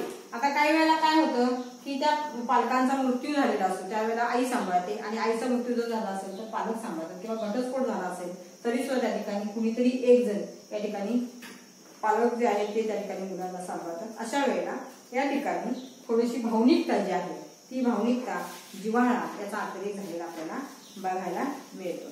त्याचबरोबर मग नसेल तर मग या ठिकाणी मुलांना काय होतं की बऱ्याचदा वेगळं वातावरण सुद्धा तुम्हाला बघायला मिळतं आणि त्या ठिकाणी मुलांना या ठिकाणी एक छोटंसं वेगळं कुटुंब म्हणून इथे येतं. तरी सुद्धा त्या पालकांनी जर दोघांची भूमिका केली आणि एक चांगल्या पद्धतीने जर मूल त्या ठिकाणी घडवलं, त्या बालकाला चांगले संस्कार केले तर हे सुद्धा एक चांगलं कुटुंब म्हणून आपल्याला पाहता येईल. दुसरं या ठिकाणी त्यांनी सांगितलेलं आहे शेवटचं म्हणजे अनाथ बालक, म्हणजे ज्यांच्या आई वडील लहानपणीच मरण पावतात किंवा मेलेले आहेत, मृत्यू झालेला आहे त्यांचा. अशा वेळेला त्या ठिकाणी काय करतात की ही अनाथ कुटुंब संस्था या ठिकाणी काय करत असते, काम करत असते. भावनिक जिव्हाळ्याच्या लोकांसमोर नसेल म्हणजे नातेसंबंध नसतील तरी सुद्धा त्या ठिकाणी वेगवेगळ्या जाती धर्माची मुलं एका ठिकाणी येऊन त्या ठिकाणी कोणीतरी एक करता त्या ठिकाणी सगळ्यांची काळजी घेतो. अशा ठिकाणी त्याला आपण अनाथ बालक कुटुंब असंही म्हणतो. या ठिकाणी प्राथमिक गरजा या ठिकाणी पूर्ण होतात, भावनिक गरजा या ठिकाणी पूर्ण होतील याची आपण गॅरंटी देऊ शकत नाही. त्याचबरोबर या ठिकाणी पूर्ण विकास होईलच असं नाही, पण त्या ठिकाणी ते जे पालक असतात ते या ठिकाणी अतिशय चांगल्या पद्धतीनं मुलं घडवण्याचं काम करतात. अनाथ बालकांमध्ये काही ना काहीतरी त्या ठिकाणी शैक्षणिक सगळ्या गोष्टी देऊन त्यांचा विकास या ठिकाणी करून चांगल्या पदावरती काम करणारे सुद्धा ह्या अनाथ ज्या कुटुंबामध्ये जी मुलं आहेत त्यांना सुद्धा या ठिकाणी आपण बघू शकतो. दुसरा या ठिकाणी की काही वेळेला मुलं लक्ष न दिल्यामुळे मनावर कुठलातरी आघात झाल्यामुळे गुन्हेगारीकडे वळू शकतात आणि अशा वेळेला चिडखोड स्वभाव, द्वेष भावना, मत्सर या प्रकारचे स्वभाव त्यांच्या मनामध्ये रुजायला सुरुवात होतात आणि त्याचा कुठेतरी ते विकोपाला जातात आणि अशा वेळेला ते होऊ नये म्हणून सुद्धा इथे जे अनाथालय चालवणारे आहेत त्यांनी त्याकडे लक्ष द्यावं, त्यांच्या वर्तनामध्ये सुधारणा करावी, चांगले संस्कार घालण्याचा प्रयत्न निश्चित करावा आणि त्याचबरोबर आरोग्याच्या सुविधा त्या ठिकाणी पुरवाव्यात, शैक्षणिक सुविधा द्याव्यात, त्याचबरोबर त्यांचा सर्वांगीण विकास करण्याकडे कल असावा. असे जरी असलो तरी ह्या सगळ्याच कुटुंबामध्ये आपल्याला काय बघायला मिळालं की काही वैशिष्ट्य आहेत, काही कारणं आहेत आणि काही दोष आहेत आणि काही चांगल्या बाबी ज्या आपण बघितल्या. तर शेवटी सरसता जी आहे ती चांगल्या बाबींकडेच आपण बघत असतो. संयुक्त कुटुंबामध्ये पण आपल्याला ते बघायला मिळतं, विभक्त कुटुंबामध्ये पण आपल्याला बघायला मिळतं, आधुनिक कुटुंबामध्ये सुद्धा आपल्याला बघायला मिळतं. पितृसत्ताक असेल, मातृसत्ताक असेल किंवा एक पालक असेल किंवा अनाथालय असेल, या सगळ्याच कुटुंबामध्ये जर ज्या गोष्टी त्या ठिकाणी आपण जर चांगल्या पद्धतीने घालायला गेलो तर निश्चितपणानं बालकाचा एक चांगला विकास होतो, कारण कुटुंब आणि बालक यांचा संबंध अतिशय जवळचा असलेला आपल्याला दिसून येतो. आणि म्हणून या ठिकाणी अजून एक वेगवेगळे आहे की एक विवाह कुटुंब आहे, बहुविवाह कुटुंब आहे, वंशावर आधारित कुटुंब आहे, संबंधांवर आधारित कुटुंब आहे, उत्तराधिकार असलेले प्रकार आपल्याला या कुटुंबाचे असलेले दिसून येतात, स्थानीय प्रकार असतात म्हणजे त्या स्थानानुसार मग कुठले आहे पितृसत्ताक चालवायचे का मातृसत्ताक चालवायचे त्या कुटुंब पद्धतीचा या ठिकाणी वापर केला जातो. तर आज आपण या ठिकाणी कुटुंब, बालक आणि कुटुंब यांचा किती जवळचा संबंध आहे, त्याचबरोबर प्रत्येक कुटुंबाला नेमकं काय करायला पाहिजे म्हणून या ठिकाणी आपण एक व्याख्या बघितली. त्याच्यानंतर त्याची वैशिष्ट्य, ती संस्था आहे आणि ह्या संस्थेची कार्य काय आहे, ही कार्य बघत असताना या सगळ्या वैशिष्ट्यांमध्ये आपण या ठिकाणी त्याचा उल्लेख केलेला आहे की प्राथमिक समूह, जिव्हाळ्याचे संबंध असावे, त्याचबरोबर टिकाऊ समूह आहे, सर्वांगीण विकास या ठिकाणी त्या बालकाचा करण्याकडे पूर्ण या कुटुंबाचा कल असतो. त्याचबरोबर वेगवेगळे प्रकार आपण बघितले. मग त्याच्यामध्ये संयुक्त कुटुंब आहे, विभक्त कुटुंब आहे, आधुनिक कुटुंब आहे, पितृसत्ताक आहे, मातृसत्ताक आहे, एक बालक आहे आणि अनाथ कुटुंब आणि थोडेसे वेगळे विवाहावर आधारित असलेले सुद्धा प्रकार या ठिकाणी कुटुंबाचे असलेले आपल्याला आपण बघितले. आणि मला वाटते आपण या ठिकाणी सविस्तररित्या कुटुंब आणि बालक या घटकाचा अभ्यास या ठिकाणी केलेला आहे. आता 7व्या घटकामधला आपण उपघटक बघतोय बी, बालक पालक संबंध. आता तुमच्या त्या एकूण मी म्हटल्यानंतर लक्षात आलं असेल की सहसंबंध कोणामध्ये आहे, तर बालक आणि पालक सहसंबंध कसे असावे. आता आपण कुटुंबाचा अभ्यास केला, त्या कुटुंबाच्या अभ्यासामध्ये आपल्याला त्या विविध प्रकारांमध्ये दिसून आलं की नेमकं जे रिलेशन आहे हे रिलेशन कसं असावं. तर पहिल्यांदाच मी लिहिलेला याच्यामध्ये जो सहसंबंध असेल तो निकोप असावा आणि निकोप जेव्हा असाल त्यावेळेला त्या ठिकाणी त्या बालकामध्ये अनेक गुणवैशिष्ट्यांचा विकास आपोआप या ठिकाणी होतो, कारण त्या पद्धतीचे पालक त्याला लाभलेले असतात. त्या पद्धतीचा सगळा जो संस्कार असेल तो त्या बालकावरती होत असतो, त्याची जडणघडण या ठिकाणी होत असतो. म्हणजे आचार विचार निर्णय किंवा तो एक चांगला म्हणजे सदस्य घरामधला आहे म्हणून त्याला त्या ठिकाणी त्याची दखल घेणं किंवा त्याला जे ज्या गोष्टी त्या ठिकाणी पाहिजेत त्या अगदी निस्वार्थीपणाने देणं म्हणजे निकोप वातावरण, कुठेही दूषित वातावरण त्या घरामध्ये असता कामा नये. म्हणजे वडील आल्यानंतर या ठिकाणी ते बालक उत्साहानं त्या ठिकाणी नाचलं पाहिजे, पण बालक जेव्हा पालक घरामध्ये येतात त्याला कुठेतरी घाबरून बसतं. तर असं रिलेशन जर असेल तर मुलं त्या ठिकाणी निकोप परिसरामध्ये राहू शकत नाही, तर ती काय होतात, घाबरट होतात. आणि अशा वेळेला पालकांनी पहिल्यांदाच त्या ठिकाणी निकोप वातावरण घरातलं ठेवलं पाहिजे.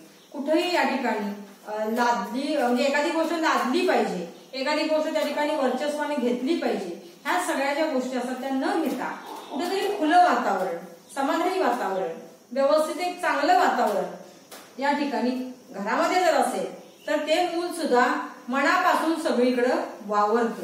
नाही तर कुठेतरी एखादं बंधन असेल तर मग ते तिथंच थांबतं, घाबरायला लागतं ते आणि मग न्यूनतेकडे जातं. आणि म्हणून बालक पालक संबंधामध्ये पहिला संबंध पाहिजे तो निकोप, हा दोघांमधला संबंध या ठिकाणी असला पाहिजे. 2 नंबरला मी घेतलेला आहे की लोकशाही वातावरण असलं पाहिजे घरातलं.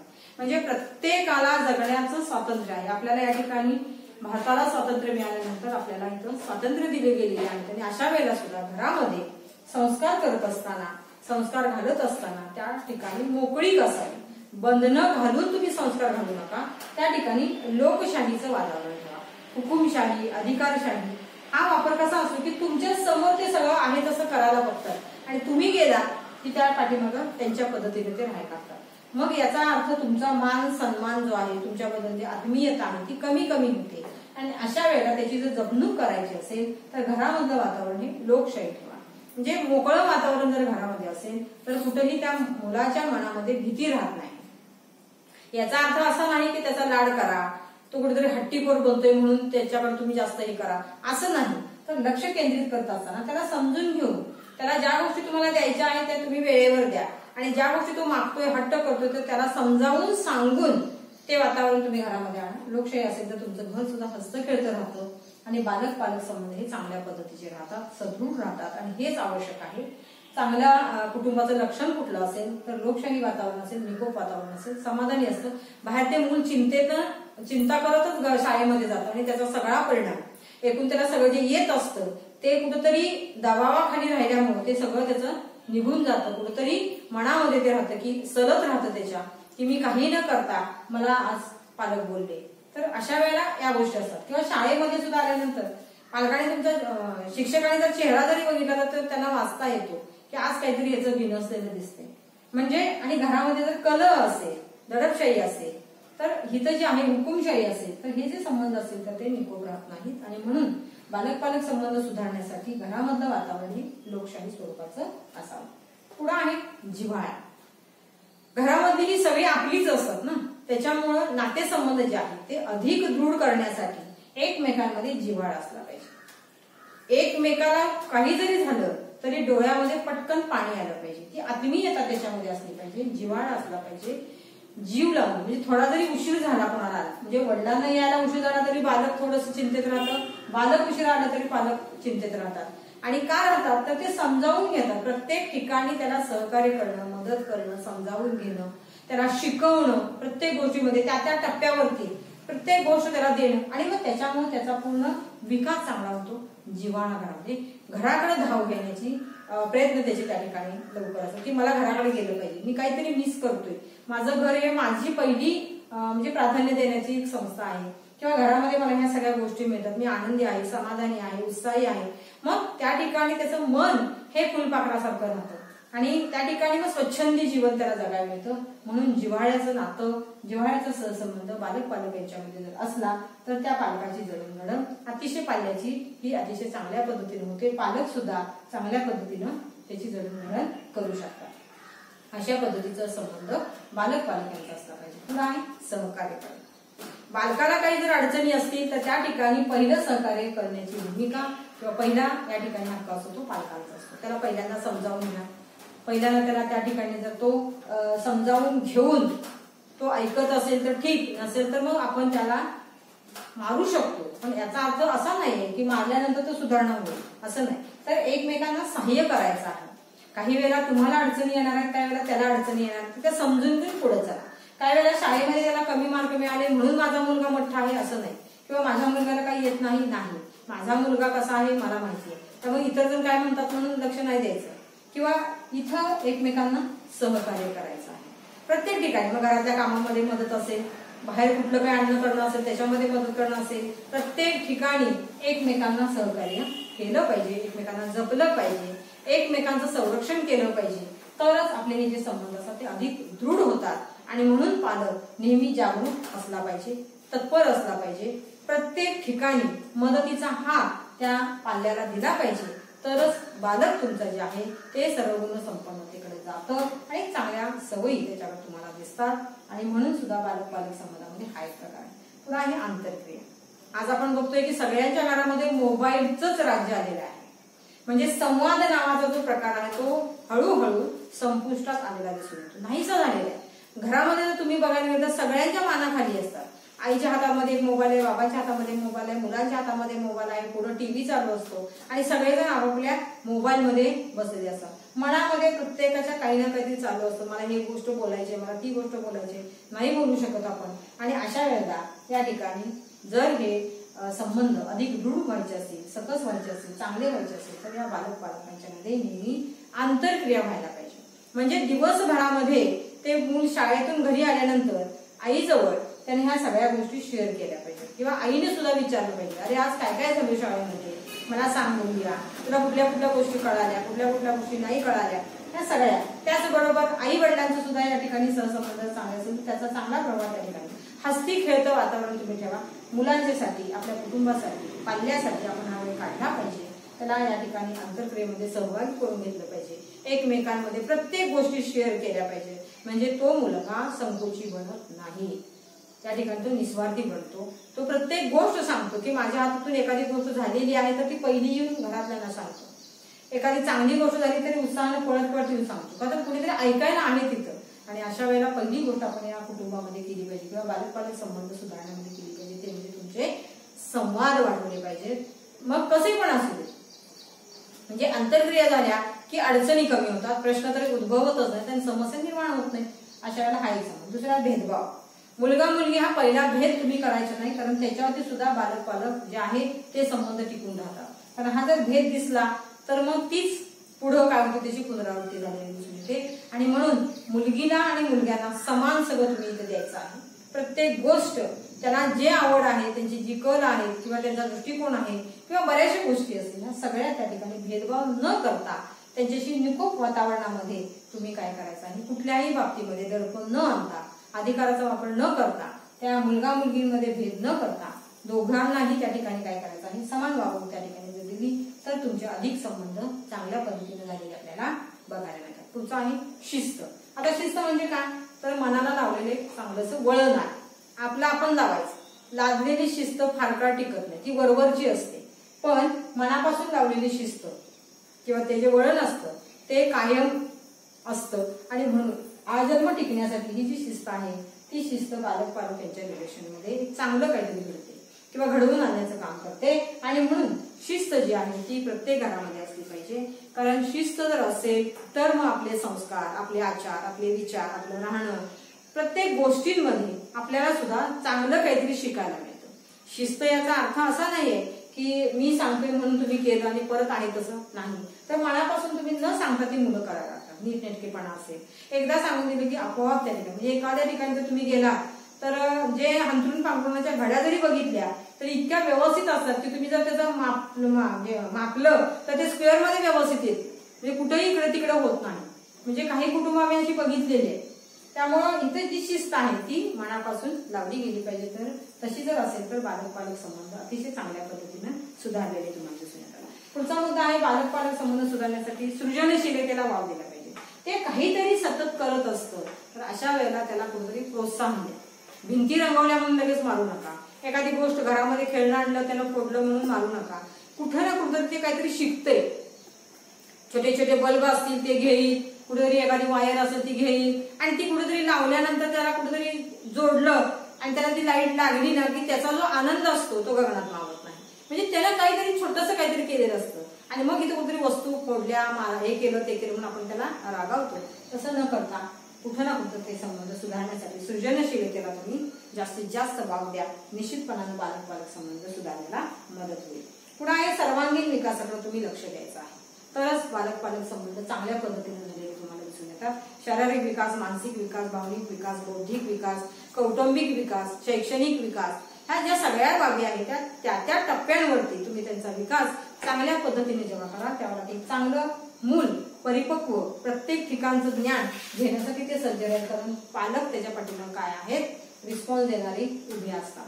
आता काही घरांमध्ये बघा आज तुम्हाला आपण काय करतो की बाहेरचं खातो जास्त हॉटेलमधलं वगैरे, तर त्या ठिकाणी काही पालकांमध्ये घरातलंच खाल्लं पाहिजे.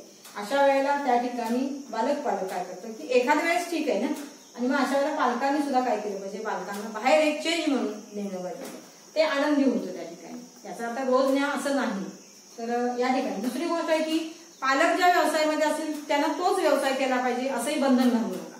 का तर त्याला जे पाहिजे ते क्षेत्र तो निवडू दे, त्या क्षेत्राकडे त्याचा विकास होऊ दे. तर त्यामध्ये सुद्धा तुमचे पालक संबंध सुधारू शकतात. दुसरं आहे की जबाबदारी. पालकांनी काय केलं पाहिजे की हळूहळू त्याच्याकडं जबाबदाऱ्या देणं गरजेचं आहे. छोट्या छोट्या गोष्टी द्या तुम्ही, फार काही नाही. इथून काहीतरी घेऊन ये, तिथून काहीतरी घेऊन ये, तो आणतोय कसा, तो त्या ठिकाणी हिशोब कसा देतोय, त्या ठिकाणी तो सांगतोय कसा, काय आणलं त्यानं वस्तू. पहिल्यांदा तो चुकेल पण हळूहळू तो काय करेल, तो जबाबदारी घेईल आणि त्याच्या लक्षात येईल की माझ्यावरती माझ्या वडिलांनी जबाबदारी दिलेली आहे ती मला चांगल्या पद्धतीने पाडायची आहे. अशा वेळेला नक्की मध्ये त्याच्यामध्ये चांगलं एक व्यक्तिमत्व तयार होईल आणि तयार होण्यासाठी सुद्धा हे बालक संबंध अतिशय महत्वाचे असलेले आपल्याला दिसून येतात. अतिशय छोटा घटक आहे पण अतिशय चांगलं काहीतरी आपल्याला सांगून जातो की ही जे रिलेशन आहे ते कायम राहण्यासाठी अतिशय चांगल्या पद्धतीने म्हणजे बालक पण समाधानी राहतं आणि पालक पण समाधानी राहतात आणि उत्साही राहतात. आणि अशा वेळेला त्या बालक संबंधाकडे बघणं एक आयडियल होऊन जातं आणि किती चांगलं वातावरण राहतं त्याच्यामध्ये. आणि मग अशा पद्धतीचा जो सहसंबंध जर जोडला तर निश्चितपणाने तुमचं कुटुंब सुद्धा त्याच पद्धतीचं राहतं. पण आज आपण या ठिकाणी बालक संबंधामध्ये ते संबंध अधिक दृढ करण्यासाठी कोणकोणत्या गोष्टी पालकांकडे असावेत, बालकांनी काय केलं पाहिजे, त्याचबरोबर निकोप, लोकशाही, जिव्हाळा, सहकार्य, आंतरक्रिया, भेदभाव, त्याचबरोबर शिस्त, सृजनशीलतेला वाव दिला पाहिजे. दुसरं आहे की मुलगा मुलगीमध्ये भेद नाही करायचा, जबाबदारी दिली पाहिजे, शिस्त लावायची आहे. वेगवेगळ्या वर्तनाचा प्रभाव पडत असताना बालकाकडे काही चुकीची वर्तन झाली तर त्याला समजून घ्यायचं, त्या ठिकाणी समजून घेऊन त्याच्यामध्ये सुधारणा करायच्या तर निश्चितपणाने ते अधिक संबंध दृढ होतात आणि विकसित होतात, पोषक होतात. मुलग्याच्या बाबतीमध्ये पूर्ण विकासाकडे ते पोषकता येते किंवा ते वातावरण चांगलं तयार होतं. आणि म्हणून या ठिकाणी आपण आज जो घटक बघितला तो बालक पालक संबंध. मला वाटते याचा मी अभ्यास या ठिकाणी किंवा माहिती जी आहे ती अतिशय सविस्तरपणे तुम्हाला सांगितलेली आहे. यामधला सी हा उपघटक घटक या ठिकाणी बघतोय. सी मध्ये बालकांच्या संगोपनातील पालकांची भूमिका. आता आपण कसं बघितलं की बालक पालक संबंध बघितला, पण संगोपन करत असताना पालकाच्या कोणकोणत्या भूमिका आहेत तर आई वडील आपल्या मुलांचं संगोपन करत असताना काय करत असतात तर त्याचा सर्वांगीण विकास हा चांगला कसा होईल, परिपूर्ण कसा होईल याकडे अतिशय बारकाईने लक्ष देतात, काळजीने लक्ष देतात. अशा वेळेला आई आणि वडिलांचं जे मुलांचं वागणं आहे किंवा मुलांना दिली जाणारी जी वागणूक आहे यामध्ये वेगवेगळ्या प्रकारची असू शकते. त्याच्यामध्ये हुकुमशाही आहे, अधिकारशाही आहे, त्याचबरोबर या ठिकाणी लोकशाही आहे. आणि मग ह्या सगळ्या तिन्हींमध्ये अतिशय चांगल्या पद्धतीनं संगोपन होत असताना कुठल्या गोष्टीचा उपयोग पालकांनी या ठिकाणी केला पाहिजे संगोपन होत असताना. आता संगोपनामध्ये स्पर्धा, सहकार्य, कौशल्य, अवधान, अभिरुची, अभिवृत्ती या सगळ्या गोष्टींमध्ये मुलं काय करत असतात पालकांवर अवलंबून असतात. त्यांचा वाढ विकास याही गोष्टी आहेत, शिस्त आहे. आणि अशा वेळेला त्यांच्याकडे जे नको आहे आपल्याला वर्तन, त्या वर्तनामध्ये परिवर्तन करण्याचं काम करणं यामध्ये पहिली भूमिका ही पालकांची असते. कारण संगोपनामध्ये जर काही वेळेला दुर्लक्ष झालं तर त्या गोष्टीचा विकास त्या मुलाचा त्या अवस्थेमध्ये होत नाही. आणि म्हणून सर्वांगीण विकास हे शिक्षणाचं खरं ध्येय आहे. आणि शिक्षणाचं ध्येय जर आपल्याला साध्य करायचं असेल तर पहिल्यांदा पालकांनी त्या बालकाचं संगोपन करत असताना ह्या गोष्टी बारकाईनं घेतल्या पाहिजेत किंवा त्या लक्षात आणल्या पाहिजेत. आता या ठिकाणी पालकत्व म्हणजे काय तर आपल्या मुलांच्या संगोपनात एक धोरण स्वीकारून त्याचं प्रतिनिधित्व करणं. म्हणजे इथं तुमची भूमिका अतिशय महत्वाची. मग तुम्ही ज्या पद्धतीनं राहणार आहात, ज्या पद्धतीने तुमचं आचरण आहे, वागणं आहे, बोलणं आहे, शिस्त आहे, नियम आहे, हे सगळं जे आहे ते बालकाच्या संगोपनावर तसंच्या तसं उमटत असतं. म्हणून बालकांचं पालनपोषण करत असताना या ठिकाणी काय करायचं, पालकांची भूमिका पार पाडत असताना पालकांनी पहिल्यांदा या ठिकाणी पहिली गोष्ट म्हणजे स्वतःचं वर्तन हे सुव्यवस्थितरित्या मुलांसमोर या ठिकाणी ठेवलं पाहिजे. म्हणजे घरामध्ये कुठंतरी भांडण करणं, कलह करणं, ओरडणं, मारणं किंवा वेगळं विघातक काहीतरी करणं, तर अशा वेळेला या ठिकाणी संगोपन होत असताना त्याचा विकास त्या ठिकाणी थांबू शकतो. फार मोठा आघात त्या मुलाच्या मनावरती होतो. म्हणून संगोपन करत असताना पालकांनी ही पहिली गोष्ट लक्षात ठेवली पाहिजे. दुसरी गोष्ट त्यांनी सांगितलेलं आहे की या ठिकाणी वेगवेगळे जे तज्ज्ञ असतात त्यांची तुम्ही काही वेळा मदत घेऊ शकता. बालकांच्या वर्तनामध्ये किंवा संगोपनाकरता त्या अवस्थेमध्ये तुम्ही जेव्हा जात असता, ते मूल जात असतं, त्यावेळेला त्याच्या वयानुसार, त्याच्या वाढीनुसार, त्याच्या विकासानुसार त्याचं संगोपन कसं केलं पाहिजे. म्हणजे वय वर्ष 0 ते 6 महिने, त्याच्यानंतर 6 महिने ते वर्ष, आणि वर्ष ते 2 वर्ष, 2 वर्ष ते 3 वर्ष, म्हणजे कुठल्या अवस्थेमध्ये त्याचा कोणकोणत्या प्रकारचा शारीरिक विकास, मानसिक विकास, बौद्धिक विकास, कारक विकास कसा होतो आहे याच्याकडे बारकाईने लक्ष देण्याची भूमिका ही पालकांची आहे. संगोपनामध्ये कधीही हलगर्जीपणा करायचा नाही. त्याला प्रेम, माया ह्या जर गोष्टी मिळायला पाहिजेतच, पण त्या ठिकाणी कृतिशील ते बालक जर असेल तर त्या ठिकाणी त्याचा विकास त्या ठिकाणी घडवून आणणं ही सुद्धा आपली जबाबदारी असलेली दिसून येते.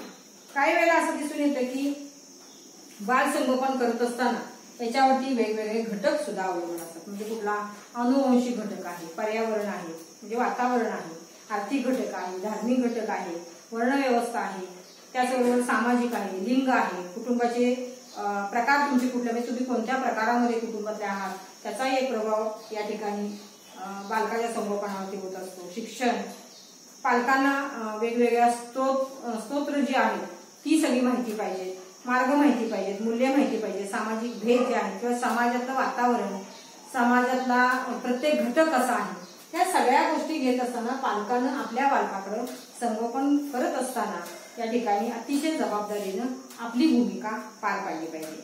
त्याच्यामध्ये पहिल्यांदा पालकत्व ही पहिली भूमिका पार पाडत असताना पालकांनी पूर्णपणे कुठेही निष्काळजीपणा न करता त्याचं संगोपन त्या त्या वयामध्ये त्या त्या अवस्थेमध्ये अतिशय व्यवस्थितपणे केलं पाहिजे.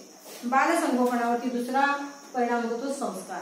म्हणून पालकांची भूमिका आहे की त्यामध्ये मुलांना अधिकाधिक चांगले संस्कार त्या बालमनावरती तुम्ही केले पाहिजे. म्हणजे स्तोत्र असतील, त्या ठिकाणी चित्र असतील, त्या माध्यमातून शिकवणं असेल, कृतीशील त्या ठिकाणी नेहमी ऍक्टिव्ह ठेवलं पाहिजे. स्वतःही तुम्ही असला पाहिजे आणि ती मुलंही त्या ठिकाणी कारण संगोपन करतोय आपण म्हणजे एखाद्या सचेतन प्राण्यांवरती आपण या ठिकाणी कुठे ना कुठेतरी या सगळ्या गोष्टी आपला प्रभाव त्याच्यावरती पडत असतो. म्हणून संगोपनामध्ये अतिशय पालकांची भूमिका महत्वाची आहे. दुसरा या ठिकाणी ती जी मूल्य आहे त्या मूल्यांचं जतन पालकांनी नेहमी केलं पाहिजे, ती अंगीकारली पाहिजेत आणि मुलांच्या संगोपनामध्ये ती दिली पाहिजे.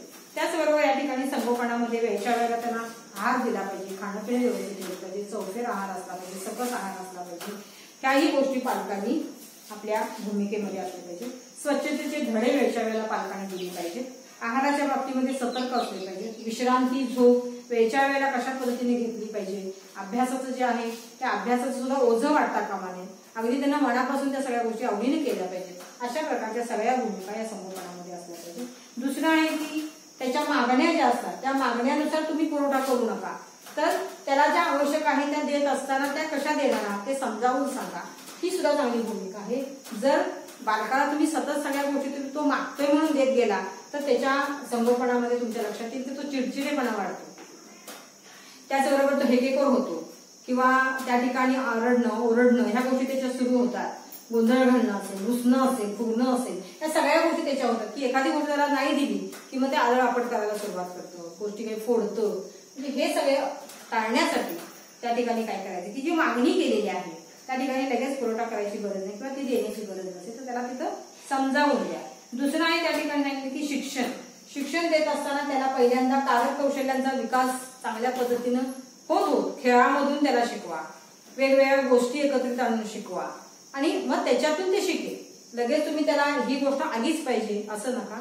ही सुद्धा भूमिका येत असताना एक सहकार्य किंवा एक सहकारी म्हणून त्याचं संगोपन करा. दुसरं आहे त्याच्यामध्ये बोधात्मक, शारीरिक, मानसिक, सामाजिक, भाषिक, नैतिक यासारख्या सगळ्याच गोष्टींचा प्रभाव बालकाच्या संगोपनावरती होत असतो आणि म्हणून अशा वेळेला ते संगोपन करत असताना तुम्ही सुद्धा एक प्रेमळ पिता म्हणून त्या ठिकाणी तुमची भूमिका पार पाडणं गरजेचं आहे आणि ते वातावरण घरामध्ये तुम्ही ठेवलं पाहिजे. वेगवेगळ्या क्षमता मुलांमध्ये त्यामध्ये विकसित होत असतात तर त्या क्षमतांना अधिक खतपाणी घालण्याचं काम तुम्हाला करायचं. ती सुद्धा भूमिका तुम्ही चांगल्या पद्धतीनं करायची आहे.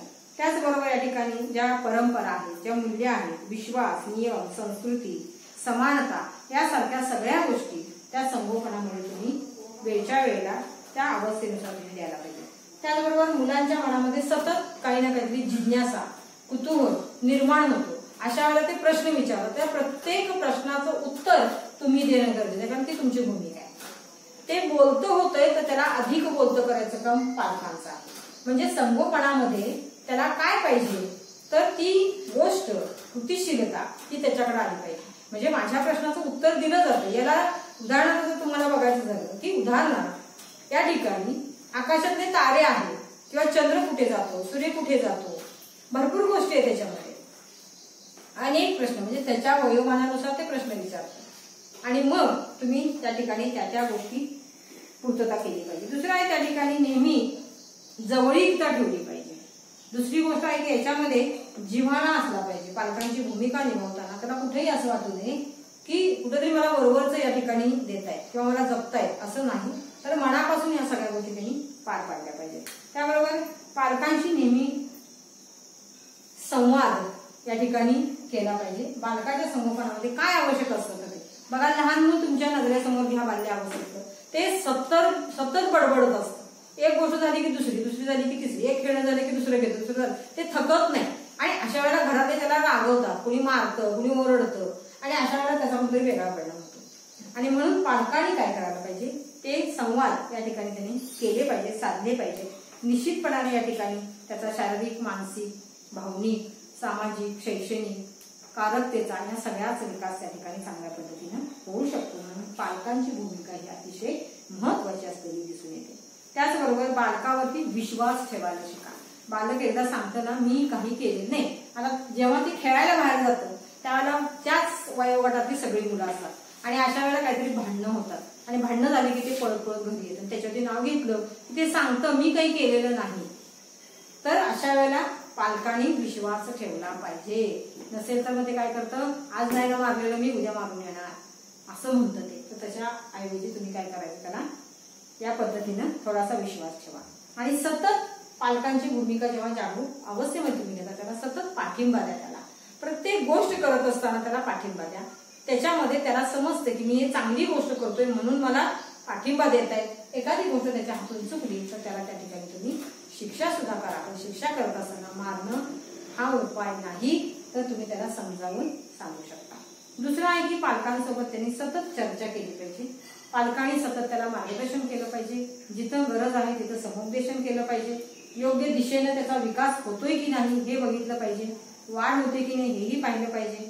आणि वेगवेगळ्या ठिकाणी तो जेव्हा वावरत असतो त्याचे मित्र, सवंगडी, सखे हे सगळे जे आहेत तो कशा पद्धतीने त्या ठिकाणी मिसळतोय हेही तुम्ही बघा. दुसरी गोष्ट आहे की तो घरामध्ये कमी येतो आणि सवंगड्यांमध्ये जास्त राहतो. अशा वेळेला सुद्धा पालकांची भूमिका आहे की त्या ठिकाणी सतततेनं बघावं आणि नेमकं काय चाललेलं आहे याही आहेत गोष्टी. दुसरं आहे की या ठिकाणी स्वावलंबीपणा जास्त या पालकाच्या संगोपनामध्ये येणं, स्वतंत्र या ठिकाणी प्रत्येक गोष्ट करणं ही सुद्धा शिकवण्याची भूमिका पालकांची आहे. हळूहळू त्या गोष्टी त्याच्याकडे येतात. भावंड असतात घरामध्ये, त्या भावंडांच्या सुद्धा शिकण्यामधून, अनुकरणामधून किंवा सांगण्यामधून ते शिकत असतो. तिथेही त्याचं संगोपन चांगलं होतं आणि चांगल्या पद्धतीने त्याची वाढ विकास हे होत असतात. आणि म्हणून या ठिकाणी एखाद्या कुटुंबामध्ये जर अधिक त्याच वयोगटातली मुलं जर असतील तर अगदी खेळकर प्रवृत्ती होती. कधी एकदा जागे होते म्हणजे मुलं सकाळी चालत उठून बसतात, आता मला खेळायचंय किंवा आणखीन काय करायचं आहे, तर एक उत्सुकता त्याच्यामध्ये असते. तर तिथेही पालकांची भूमिका सतर्क असावी. कुठलीही गोष्ट त्यांना दिली तर पाठीमागे आपण उभं राहू. उदाहरणार्थ तुम्ही दिवाळीमध्ये फटाके वगैरे मुलांना देता तर अशा वेळेला त्यांच्या हातात सगळं देऊ नका, तर तुम्ही तिथे कुठेतरी उभं राहा फक्त एक मार्गदर्शक म्हणून. पण ती सुद्धा आपली भूमिका आहे, ती व्यवस्थित हे करा. रागवत असताना कुठेतरी त्याच्या भावनिकतेला हात लागेल असं करू नका, त्यामुळे सुद्धा संगोपनामध्ये अडचणी येतील, हे सुद्धा आहे. दुसरं आहे या ठिकाणी वाढ विकास होत असताना, खेळत असताना तो वेगवेगळ्या गोष्टींमध्ये चर्चा कशी करतोय, चर्चा कशी केली पाहिजे हे पण तुम्ही सांगू शकता. जन्मजात ज्या काही क्षमता आहेत त्या अधिकाधिक त्याच्या विकसित करण्यासाठी तुम्ही त्या ठिकाणी भूमिका चांगल्या पद्धतीने पार पाडायची आहे. त्याच्या कलागुणांना तुम्ही वाव द्या. सुप्त गुण विकसित करण्यासाठी सतत प्रयत्न करा. त्याचबरोबर सृजनशीलतेकडे त्याच्या लक्ष द्या, कारकतेकडे लक्ष द्या. ज्ञानार्हतेपेक्षा सुद्धा सृजनशीलता महत्वाची आहे हे इथं बघा. अतिलाड करू नका, इच्छा आकांक्षा लादू नका, स्वतःच्या उपदेश करू नका. सारखं उपदेश करायचे नाही, हे करू नको ते करू नको, इथं पडशील तिथं जाऊ नको, अमुक करू नको, ह्या मुलाच्या विसरू नको, असं नका करू. तू जातोयस ना थोडं व्यवस्थित येईल. म्हणजे पॉझिटिव्ह ज्या गोष्टी आहेत त्या तुम्ही घ्या. धाक असावा पण भीती असू नये. तुमचा पालकांचा त्या ठिकाणी त्या संगोपनामध्ये मूल वाढत असताना त्याचा विकास होत असताना निश्चितपणाने धाक घाला, पण भीती एकदा मनामध्ये बसली की त्याचा विकास खुंटण्याच्या मार्गावरती त्याचं संगोपन होईल. म्हणून हे संगोपन आहे हे अतिशय ह्या लेवल म्हणजे पूर्व बाल्यावस्था आणि उत्तर बाल्यावस्था अतिशय महत्वाचा कालखंड आहे आणि म्हणून याला जपलं पाहिजे, त्याचं रक्षण केलं पाहिजे. तरच ह्या सगळ्या वाढ विकास जो आहे त्याचा चांगला होतो. त्या अवस्थेमध्ये ते चांगल्या पद्धतीनं घडतं आणि म्हणून पालकांची भूमिका की त्याच्या भावना तुम्ही वेळच्या वेळेला समजावून घ्या. काळ बदलतो आहे, गरजा बदलत आहेत, आव्हाने येत आहेत, ही जाणीव सुद्धा पालकांनी समोर ठेवा आणि त्या पद्धतीनं त्यांचं संगोपन तुम्ही चांगल्या पद्धतीनं केलं पाहिजे. आता हे संगोपन करत असताना या पालकांमध्ये किंवा ह्या पाल्यांमध्ये संगोपनामध्ये कुठे उणीवा राहू नये याची जबाबदारी ही आपली असते. कारण मूल जन्माला घालणं सोपं आहे पण त्याचं पालन पोषण करणं अतिशय अवघड काम आहे. एखादं रोपटं लावलं की ते रोपटं लावून आपली जबाबदारी संपत नाही, तर ते रोपटं वाढायला लागल्यानंतर आपल्या चेहऱ्यावरचं जे समाधान आहे ते बघा काय असतं ते. आणि तीच उत्सुकता त्या बालमनावरती व्हावी, त्याच्या संगोपनावरती व्हावी हे असतं. जर तुम्ही प्रेमळ राहिला तर त्याचं संगोपन सुद्धा चांगल्या पद्धतीचं होतं. हुकुमशाही न वावरला ती भूमिका जर तुमच्याकडे असेल तर मुलं सुद्धा तसंच असतात. मोकळीक देणारे पालक कसे आहेत, स्वातंत्र्य देणारे पालक आहेत, काही नियम घालणारे पालक आहेत, त्या पद्धतीनं ते मूल आक्रमक बनू शकतो किंवा उपक्रमशील बनू शकतो. अशा वेळेला सुद्धा पालकांची भूमिका ही कशी असावी, दुर्लक्ष कधीही बालकाकडे करू नये. अनेक बालक तुमच्या घरामध्ये जरी असतील तरी एकाला एक वागणूक आणि दुसऱ्याला एक वागणूक म्हणून एखादं बालक दुर्लक्षित करू नका, तर त्याच्या मनाला कुठेतरी लागतं. म्हणून संगोपनामध्ये ही एक भूमिका पालकांची आपल्याला असलेली दिसून येते. त्याचबरोबर अनेक वेळेला बालक प्रश्न विचारतं, अशा वेळेला त्याला प्रश्न विचारताना कुठे थांबवू नका, कारण त्याच्या ज्या क्षमता आहेत त्या वाढीस लागलेल्या असतात आणि अशा वेळेला ते काय करतं, वेगवेगळे प्रश्न त्या ठिकाणी विचारतो. त्याचबरोबर त्या ठिकाणी त्याला माहिती मिळवायची असते, हे काय आहे ते काय आहे, आणि अशा वेळेला त्याला कुठेही दडपण आणू नका, अडचणी आणू नका, त्या ठिकाणी त्याला मदत करा.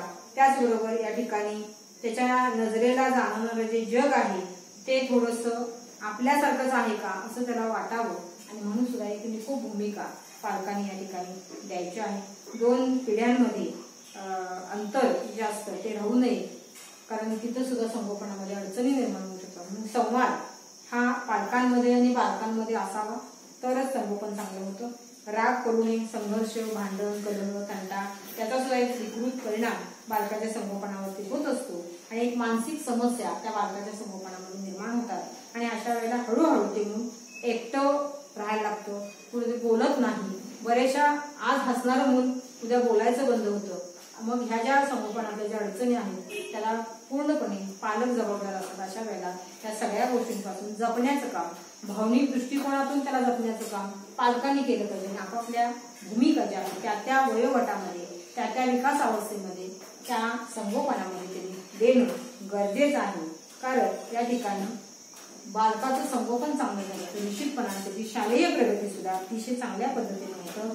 ह्याच्यामध्ये चांगलं धाडस येतं, धाडसी सगळ्या ज्या गोष्टी असतात त्या त्याच्याकडे येऊ शकतात आणि एक नेतृत्व जे आहे तो एक चांगला गुण त्याच्याकडे विकसित होऊ शकतो. हळूहळू छोटी छोटी एक टीम त्याची तयार करत होते. प्रत्येक गोष्टीमध्ये शेअरिंग करणं, डबा जरी आणला तरी तो वाटून कसा खायचा, कारण घरामध्ये त्याला ते संस्कार असतात. या सगळ्या बारीक सारीक गोष्टींचा अभ्यास आपण या ठिकाणी केला की बालकांचं संगोपन करत असताना पालकांची भूमिका नेमकी कोणती असावी, तर त्याच्या वयोमानानुसार, त्याच्या विकासानुसार घरातलं वातावरण निकोप ठेवून त्यामध्ये पालक जो आहे त्यानं थोडंसं सतर्क राहून बालकाचं संगोपन करत असताना अतिशय काळजीपूर्वक करावं. भावनिकतेला त्या ठिकाणी जपणं आणि त्यानुसार त्याचा शारीरिक मानसिक विकास करणं म्हणजे शैक्षणिक विकास चांगल्या पद्धतीने होईल. तर आज आपण या ठिकाणी 1 नंबरचा जो घटक होता तो आपण या ठिकाणी बघितला की कुटुंबाचे वेगवेगळे प्रकार, बालक पालक संबंध, बालकाच्या संगोपनामध्ये पालकांची भूमिका, या तिन्ही घटकांचा आपण सविस्तररित्या अभ्यास या ठिकाणी केलेला आहे.